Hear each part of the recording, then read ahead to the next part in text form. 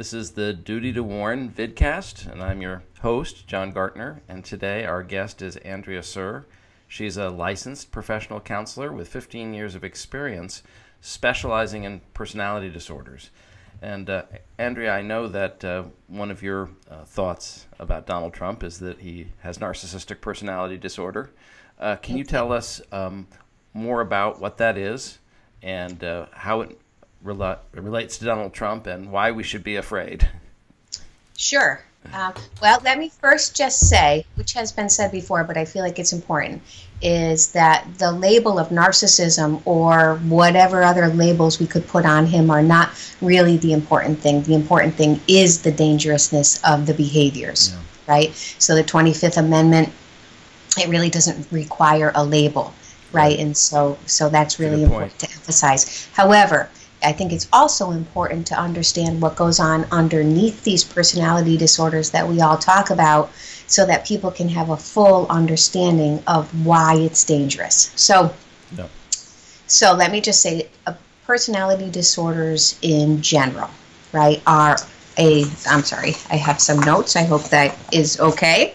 Sure, it's always okay to be prepared. Okay. So personality disorders in general are a collection of adaptive behaviors that are created subconsciously to protect an underlying woundedness, right? So the person, young in life, because personality disorders are rooted in childhood, they felt a wound to the actual self, like I am worthless, or I am powerless, or I am in danger. That feeling, that woundedness, was so overwhelming and so intolerable that the subconscious, much like in denial or dissociation, the subconscious creates something, and in personality disorders it creates a facade, a way of interacting with the world that will protect that underlying woundedness, right? So that becomes the full job of that facade. Protect that woundedness. Do not let that woundedness be felt because I cannot deal with it. That's what's going on. So what ends up happening with that is that the facade believes it is the self. Okay? So you have an underlying person here that is very wounded, very hurt, right? But that's not how they interact with themselves or with the world. They react from this facade, okay? In narcissistic personality disorder specifically, the wound is worthlessness, okay? And then the facade that's created to protect it is I am the best. I am the most capable. I am the best. I am the richest. I am the most whatever. I know more about ISIS than the generals. Right. Exactly. I am the best. And that is in direct polarization to what the woundedness is. And so if I can live like I'm the best, I don't have to feel how I really have been made to feel, like I'm the worst. So that's the defense that is happening. So when the facade is threatened in any way, right? So if what comes at the facade is criticism or challenging or disappointing or failure, right? Any kind of energy like that, the facade is like the soldier. It's like it gets alarmed, right? And what happens is, oh no, this worthlessness is going to be felt. I can't even take in that I didn't do something perfectly. I can't take it in. I must fight back. And a reactivity occurs. And this process for someone with narcissistic personality disorder is extremely distressing, right? So if we remember that this facade is created subconsciously, it becomes how the person is organized to interact with the world, and it is its full job. I just lost my train of thought, sorry. So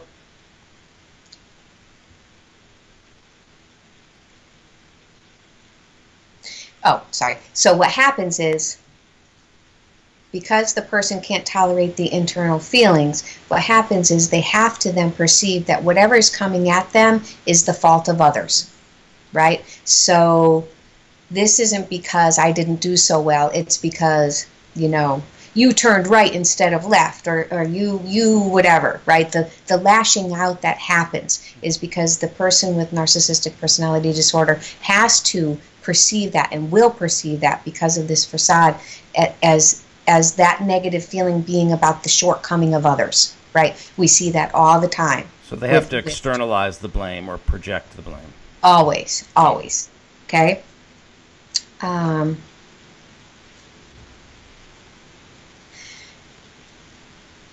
And that is because the person does not have awareness. The person, unless they have been in treatment, which narcissism is something that can be treated, right? But if they are not in treatment, this is subconscious, and they are not aware that this interplay is happening, right? Remember, they think the facade is their self. They don't have the awareness that they're protecting an underlying woundedness. They just simply believe that it's the other person's fault. So in severe narcissism, right, because personality disorders, just like any other mental illness, happens on the spectrum, right? So in severe narcissism, what happens in terms of how the facade interacts with the world is that you don't matter. You can't matter, because if you matter, that somehow feels like I don't, and I can't tolerate that. That makes me feel kind of like a nothing. Right? So the facade treats people like that they don't matter, right? And so another piece of what's happening with that facade is if I interact with you and you serve my facade and you make me feel like I matter, you make me feel it not that I even matter, that I am the best, that you always agree with me, that you support everything, that you think the same way I do. We are best buddies.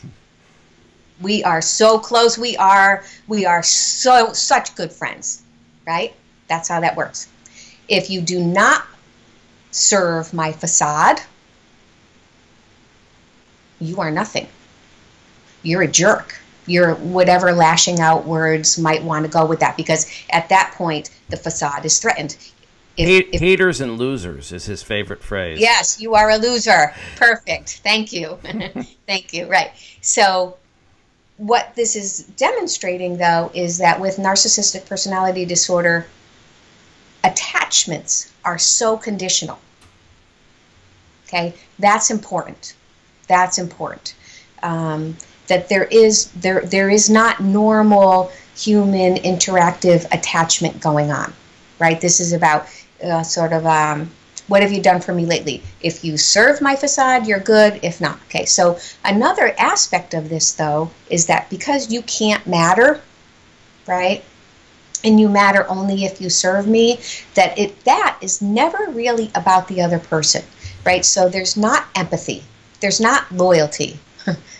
Interestingly, ironically, right? There is not loyalty. Right? It's one-way loyalty, really. One way.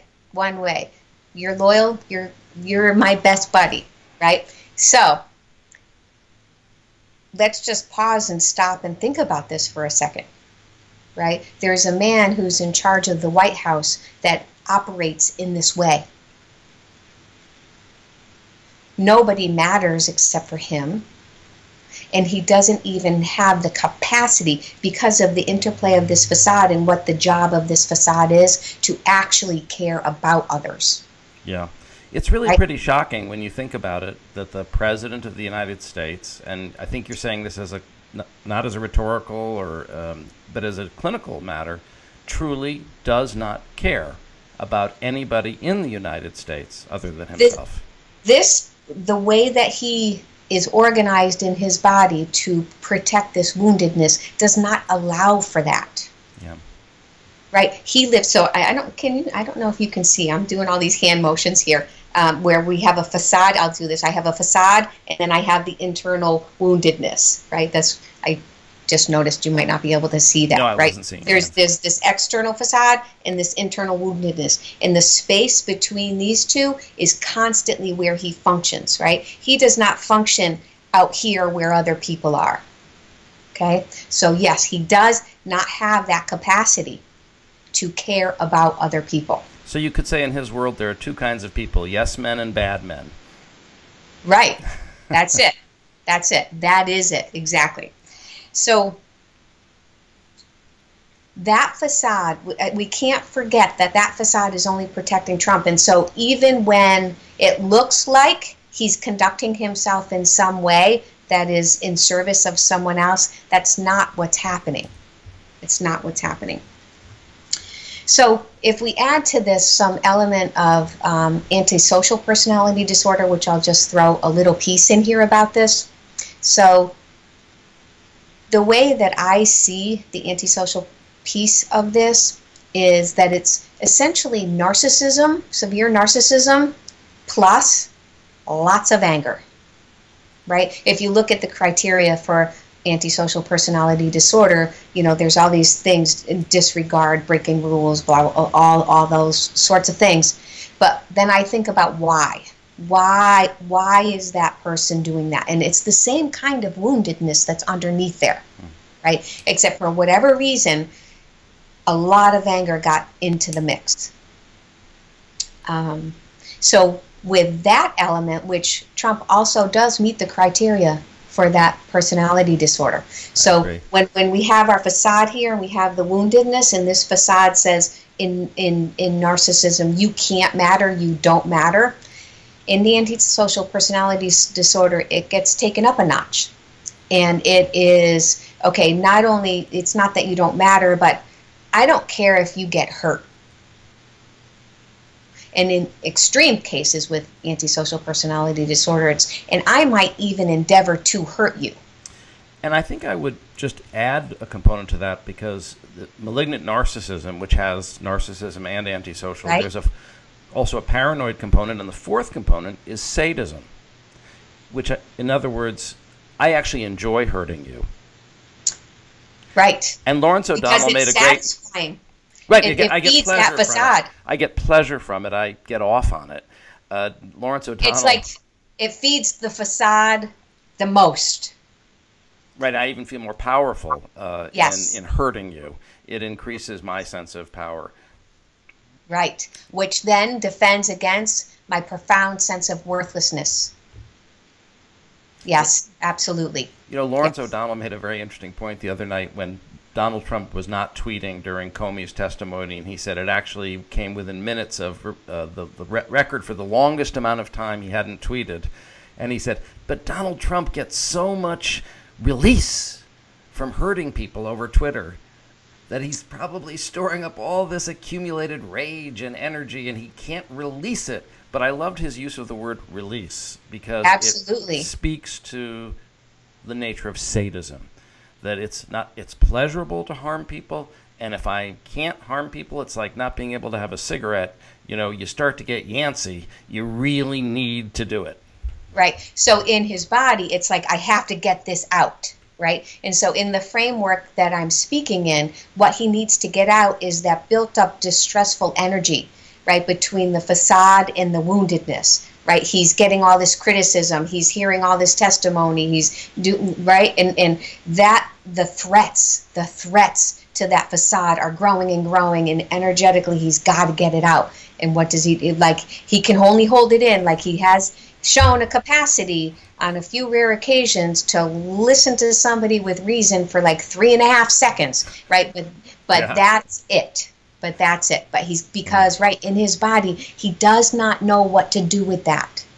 Right? He does not know what to do with the negativity coming at him, which is why the facade exists. So, okay. Hang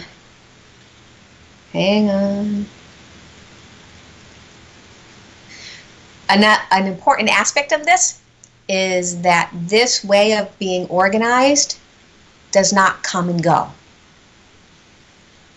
Right? That's important, right? Even when we see something that looks like he's being caring, right? That's not really how he's oriented. So in his statement, actually, I'm going to make America great again, right? Like, as he wants America to be great, he wants people to be healthy and happy. right? That's not what he's saying, right? He operates from this facade woundedness place here, and he's saying, I'm going to be the one that makes America great. I'm going to show them how great I am. That is oriented to him. Right? Only I can fix it. Only I can fix it. But look at how good I am. Right? That facade. It's such a huge Thanksgiving dinner for that facade. Right? Because it needs to feed I am good and I am worthy. It's really about his being great again. It's about his being great, proving he's great. Absolutely.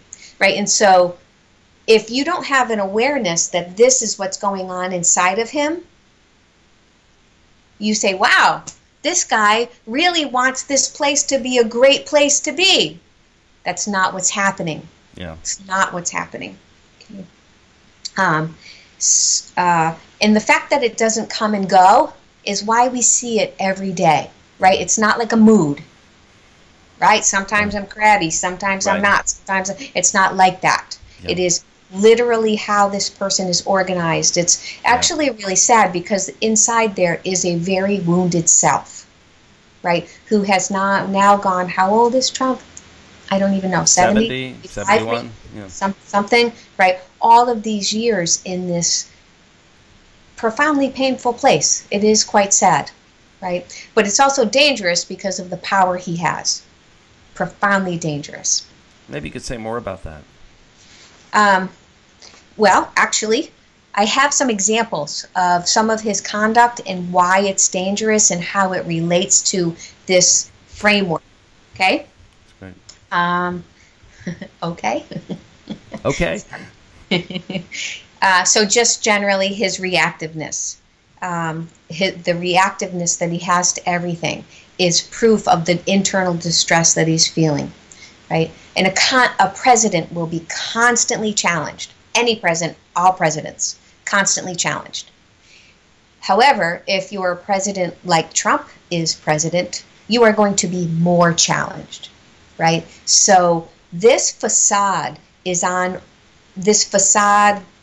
protective distress is on overdrive, right? It's constantly challenged. And the truth of the matter is that facade is going to do its job as best it can no matter what, right? So as long as the ante gets upped, his reactiveness will go up, right? He is going to be the defender of that woundedness at any cost, right? Which means his reactivity could escalate as the degree of challenge escalates, and the degree of challenge is escalating right now. Right, absolutely. And there is no limit to it. He is unnecessarily hostile and disrespectful, right? Even in ways that look like no big deal, but he doesn't want to shake hands with world leaders. You know, he criticizes world leaders at NATO, the way he talks about the press.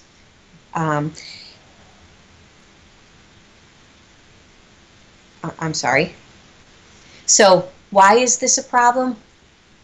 Right, this lashing out behavior that he has it erodes relationships. As President of the United States, he needs to create relationships, strengthen relationships, work within the context of relationships. And as I spoke about earlier, the connectedness with people, attachments to people, normal, it doesn't happen, right? Which means it puts us at risk for such isolation, and we are seeing that sort of how things are starting to fall away internationally. Internationally and domestically, you know, that people in the White House, we hear, are in panic and disarray, that they feel he undercuts them, that he's not loyal to them, that they're expendable, that they are now in legal jeopardy, and that he doesn't care about them, that he'll throw them under the bus, even contradicting the talking points he gave them a few hours before. Right. Betraying someone is not perceived by him as betraying. Right? They did bad, so this is what he did. It's their fault. Right. Yes, and it creates, and that's a good point, it's not just internationally, it's anywhere within his existence, really, that relationships are going to be fragmented in it like this. You're good, you're bad, and it depends on the moment. Let's see. So the idea of how he conducts himself like he's beyond reproach. Mm-hmm. He knows no boundaries. He abuses his power. Right. He on the media. Right. So when they were trying to enact the American Health Care Act bill initially, I think the first round, right, and how he had threatened some of the members of the House. With I'm not going to support you on the campaign trail or whatever if you don't vote for this, right? So he uses threatening, and currently what's going on with being investigated for interfering with this federal investigation. He does not care what he has to do to look good. He doesn't care what it is. Even when he was... he shoved that world leader out when he was it at the G7? I cannot keep track. I can't. It was the NATO summit. It was the head of Montenegro who he okay. Thank you. Visibly pushed aside, and everybody saw it. Right. He does not care what he has to do to look good. That goes to the limits of this, and these are sort of, so far nobody's died with these examples, but we don't know that that wouldn't happen. We do have no idea. Right? And it's not beyond possibility, right, that this could get escalated. Well, in fact, I think a lot of the people that I've been talking to are concerned that it seems not only possible, but probable, precisely for the dynamics that you're describing, that as he is more threatened, and this Russian noose will continue to tighten around his neck, as he is more threatened, he needs then to be more threatening and more violent and extreme in his reaction. And so if he has no limits and his power is essentially very unlimited, then where does that leave us? Right. Thank you. Right. He has unlimited power. He literally can do anything he wants, it seems to me. Right. The things that he has done are unbelievable. Right. So all the time. He signed what executive order? We're getting out of Paris. What? Like, all of it is unbelievable. Like, there is no stopping him, right? Which is part of the problem, is that he is enabled in all of this. Because there are also people around him that are also in their own self-serving place, right? That's a problem as well. And it makes it even more dangerous, right? Because if the checks and balances were 100% working, right, he would not be so powerful, right? So this idea that he's not responsible for anything, right, and so there's all this lashing out and the externalizing of that, right, that is irresponsible, right, as a president, right, to take no blame for anything, to not see any of your own accountability in anything, right? That is irresponsible. The Wall Street Journal had an editorial about him, the buck stops somewhere else. Yes, indeed it does. Definitely not on the Trump stop. Definitely not. And it's irresponsible, and that's unpresidential. Yeah. Hang on a second. That made me want to. He conducts himself with chaos, right? We know that. He has unclear policy because he's guided by this reactiveness between the facade and his woundedness, right? That is his goal. He doesn't have a concept of what am I going to do to make this a great country. Like, he doesn't actually get there, right? So he doesn't have policy. In every moment is just a reaction of that moment.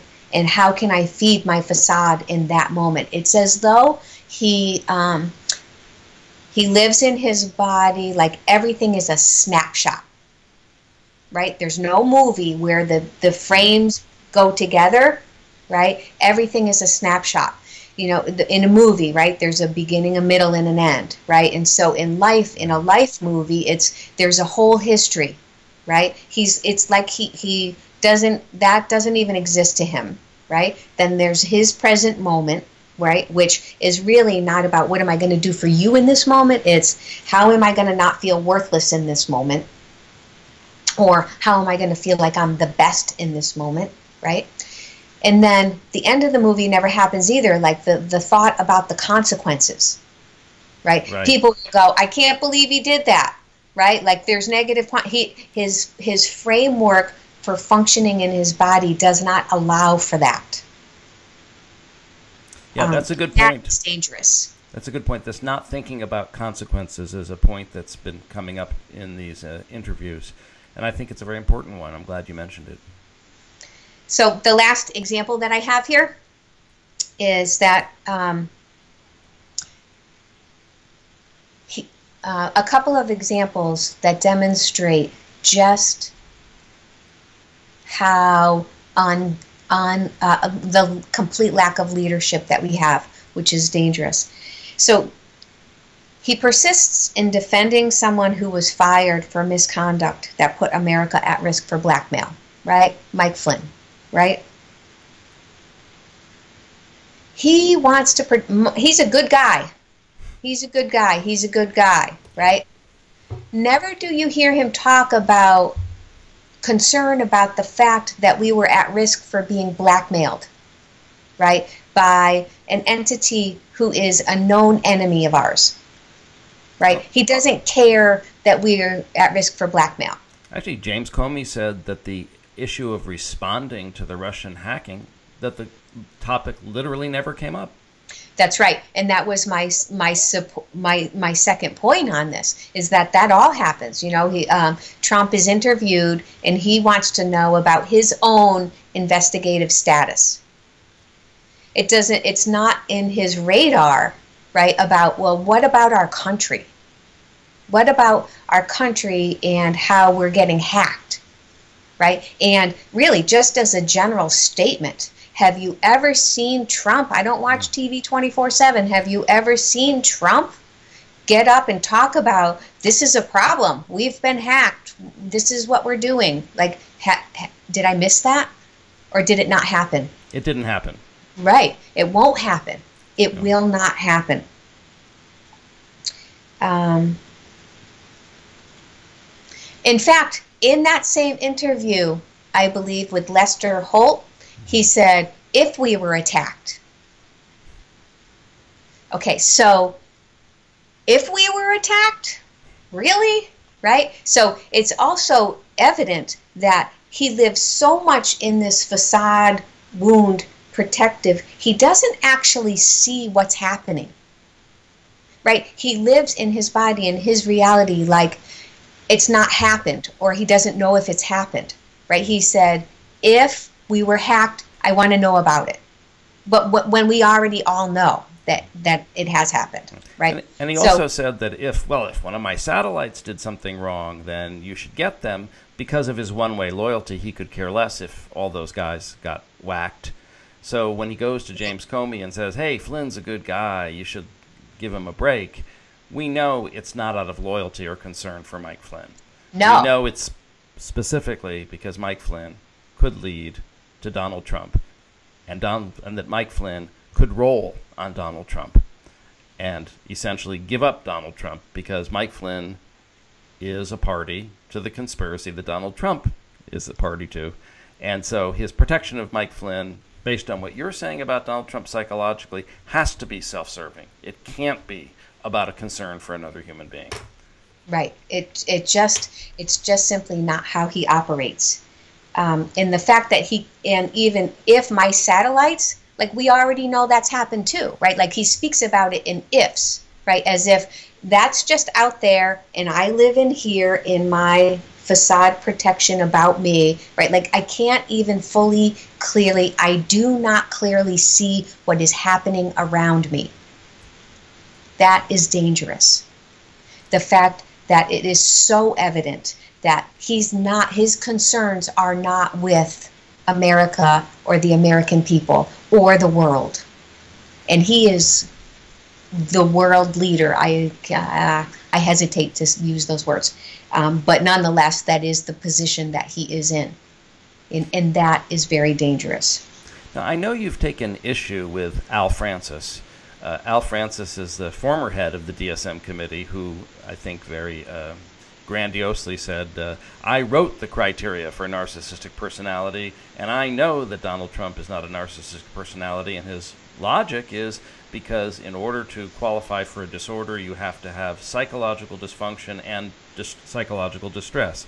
Now, first of all, he's actually wrong about that. It's now psychological dysfunction or distress. Right. But I think that's a change in 5, so I'll give him that. But he should have read the most recent edition. But finally, what are your responses to that? First of all, it seems like part of what you're saying is actually he is in a lot of distress. But maybe you want to comment more about that. Right. He absolutely is in distress. So let me just first, I am the one who wrote the criteria is already a ridiculous statement, right? I am the best resource for narcissism. Only I can write it. Yeah. Right. Touche. Okay. So the truth of the matter is what? Diagnostic criteria for narcissistic personality disorder existed in DSM-3. Narcissism has been talked about for decades, right? He was the chairperson for DSM-4, right? Yes. Although notably, he was not on the work group for personality disorders. Oh, is that true?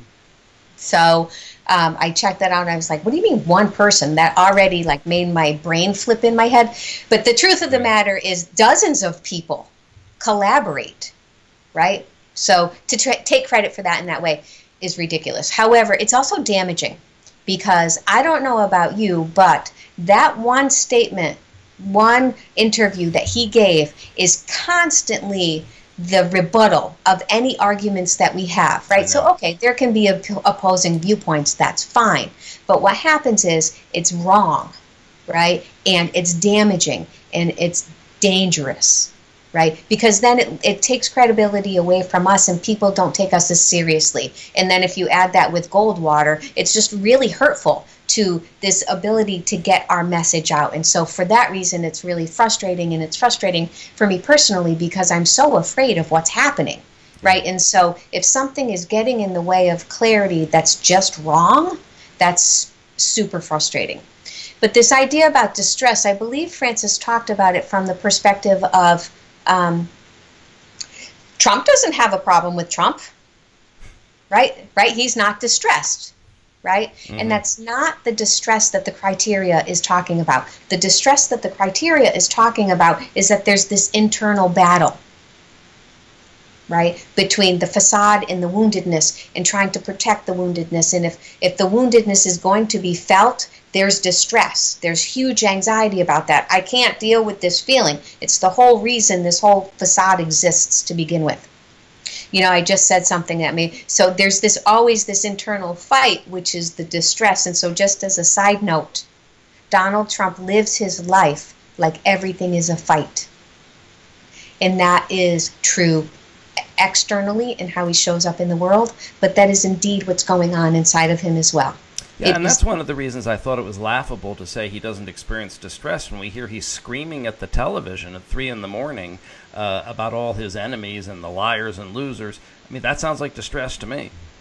It's unquestionable. And so I don't know what motivated those comments, and I don't pretend to know anything about Dr. Francis, but it's absurd and it's hurtful, and to discredit us with such ridiculous information is just really harmful, and so that really needs to be known. The other aspect of what he said that was nonsensical is that one of the things we know about severe personality disorders is that they have denial and their lack of self-observation, that they cannot tolerate seeing any weakness in the self.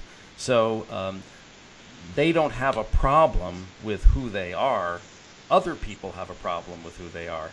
But the more severe the personality disorder and the less insight they have, the more they don't have a problem with who they are. So we could almost measure an inverse relationship between the seriousness of a personality disorder and the amount of distress someone has about who they are. So for someone not to have distress about who they are, instead their distress is about the haters and losers, that's actually an indication of the severity of their personality disorder. So it's particularly perverse that Al Francis would pick on that, because it's 180 degrees the opposite. Exactly. I love that inverse relationship. You're right. The more profoundly damaged, right, the more they think they're okay, right? That facade becomes stronger and stronger, right? But I also want to clarify. So the distress is not also nor is the distress having to do with somebody else has a problem with them. That's not the distress either. The distress is the internal process, the anxiety that happens when that facade gets threatened. Other people would have a problem with them. They're very difficult, right? They are very difficult. That is true. In my practice, interestingly, how it shows up is a lot of times in couples work, right? Because they'll come in and the narcissist is like, my wife is such a bitch, right? And the wife is like, or vice versa with the roles. But I noticed you made the narcissist the man, but I wasn't going to say anything. Oh, it definitely goes either way. It definitely does. But why did I lost my train of thought as to why it made me think of that. No, they're difficult to deal with. Yes, thank you. So yes, they are. And so in terms of distress, he has distress. That's not arguable. Anyone could watch any clip of him on any given day, and his distress is palpable, right? So, and there is never and has never been one person who wrote any one thing in any DSM. That's a good point. So maybe we need to see if Al Francis can get some treatment for his narcissistic personality disorder. So he may be untreatable now also, and he's getting up there in age. Well, I know one of your other bones that you wanted to pick was this whole issue of the Goldwater rule, which, as you say, that and Al Francis's comment have been the two things we've been fighting against. Right. And so I'm not a psychiatrist, so I don't have to adhere to the APA's guidelines, although I think any mental health professional should conduct themselves with professionalism, right? So I don't think anybody should just willy-nilly go start talking to people. But a couple of things about the Goldwater is that it says that you're not supposed to speak about someone unless you've interviewed them personally, right? So there's a little bit of a craziness with this too, just like with Francis's kind of stuff, is that because of Trump's character, okay, you're not going to get an honest interview. Right. Okay. Second of all, to interview him in the context of a presidential interview, if you will, right, is a total conflict of interest for him, right? In our therapy all the time, we need to make sure that there are not conflicts of interest so that what happens can have integrity, right? So an interview with him would be useless. And so what would happen? What would happen is we would do exactly what we are doing, right? Which is to look at the entirety of this man and how he conducts himself, right? So we would do what we were doing anyway, even if we had interviewed him, because the information that we would get from him would not contain integrity. Right. Well, it would not have integrity, okay? Right. So the other part of that is just a concept of profilers. Right? I'm sure that there are psychiatrists who are profilers. Yes? There are, right? People do it all in law, they do it all the time, right? Those people do not meet the people that they're profiling, right? And that profession seems to have some integrity, right? That just because you haven't met someone that you don't know what's going on with them, right? And so it's a little bit of an annoyance to me that seems to be okay to do, right? To diagnose someone from afar, right? And I'm not really sure what motivates APA to allow for that, right? So that's a little bit of an annoyance. But even more so is this idea of all of us being quieted, right, in the First Amendment, right? So I looked up the First Amendment, and the statement is that federal laws cannot be created. Again, I am not a lawyer. This is me on Google, right? But it essentially said that laws cannot be created. Federal laws cannot be created to limit the free speech. I paraphrase, right?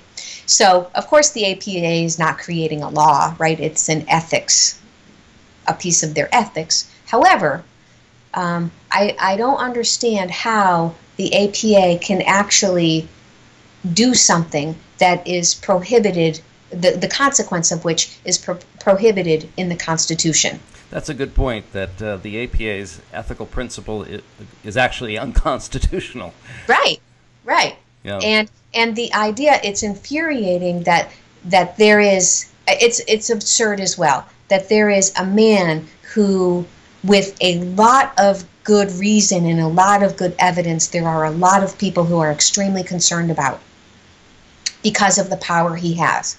And the APA says, you keep your mouth shut. See something, say nothing. Yeah, it's just atrocious.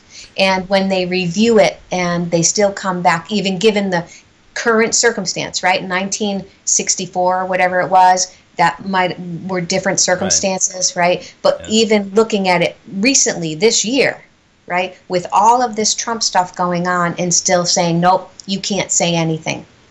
It's absurd.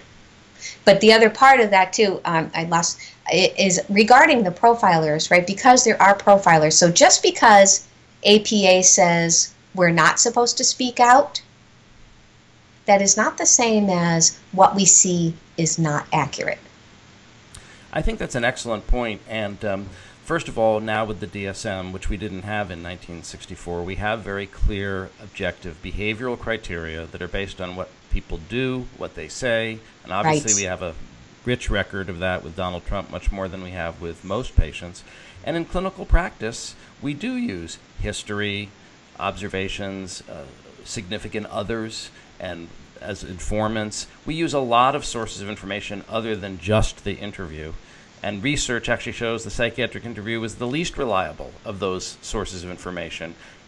But particularly with someone like Donald Trump, particularly someone with a severe personality disorder, the interview is going to be, as you say, relatively useless. You know, we've actually seen Donald Trump interviewed dozens of times by professional interviewers, and he buffaloes every single one of them every single time. So he's going to demean them, bully them, just derail the questions, deflect, and lie. That's what he would do if you interviewed him. That's what he would do if I interviewed him. And at the end of that interview, aside from the fact that it would be a very unpleasant experience for us, we wouldn't have actually learned anything that we didn't know beforehand. That's absolutely right, John. Well, Andrea, thank you so much for volunteering to express these thoughts. I think these are very important ideas. And I'm very glad that you took the time to share them on our vidcast.